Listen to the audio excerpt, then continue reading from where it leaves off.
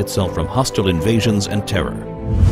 Israel is a small state surrounded by Arab countries 650 times its size, some of which are large bases of global terror.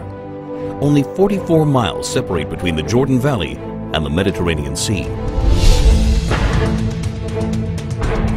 After the Six-Day War in 1967, when Israel was attacked by 4 armies on 3 fronts, United Nations Security Council Resolution 242 stated that Israel was entitled to new defensible borders to replace the previous fragile lines from which it was attacked. What are Israel's defensible borders? What are its essential security needs? The Jordan Rift Valley, Israel's eastern frontier, forms a natural barrier between Israel and the countries of Jordan, Iraq, and Iran. The Jordan Valley rises from an area that is 1,200 feet below sea level to a hilly ridge of up to 3,000 feet, creating a steep 4,200-foot virtual wall opposite any force attacking from the east. The growing threat of global jihad activity near Israel's borders requires it to prevent infiltrations of terrorists and weapons. When Israel left the Philadelphia Corridor in Gaza, it became a highway for the infiltration of terrorists and the flow of hundreds of tons of ammunition and weaponry from all over the Arab world, aimed at Israeli civilians. The Jordan Valley is the equivalent of Gaza's Philadelphia Corridor in the West Bank.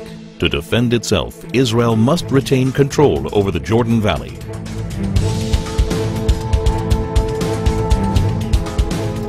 This is Israel's mountain ridge, rising up to 3,000 feet. It dominates Israel's major coastal cities, where more than 70% of its population, 80% of its industry, and all of its airfields and seaports are located. Missiles launched from the Judean hills pose an immediate threat to Jerusalem, Israel's capital.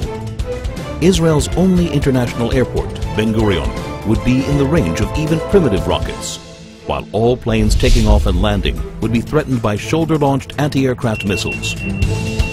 More advanced weaponry would be able to hit virtually any point in Israel. If Israel were forced back to the 1949 armistice lines, the Green Line, the country's width would be reduced to a narrow 9-mile waistline that would be impossible to defend. That's why any future arrangement must include Israeli control over key areas of the mountain ridge and a demilitarized Palestinian state. Israel's narrow borders means a combat aircraft can cross the entire country in under 4 minutes. In less than 2 minutes, an enemy plane could penetrate the country's airspace via the Jordan Valley and reach Jerusalem. In order to thwart an aerial attack on Jerusalem, a hostile plane must be shot down at least 10 miles east of the capital to prevent it from crashing into major population centers. Therefore, Israel must be able to identify hostile planes before they cross the Jordan River line and intercept them shortly after. To defend itself, Israel must control the airspace over the West Bank. Israel's transportation arteries, and in particular the Trans-Israel Highway, enable travel and connection between Israel's regions. They also assure the mobility of the Israel Defense Forces in case of attack.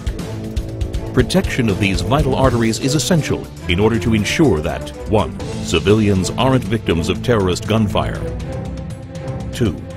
Regions of the country cannot easily be cut off. 3. The mobility of Israel's defense forces is not hindered in the case of invasion. To defend itself, Israel must control its main arteries of transportation.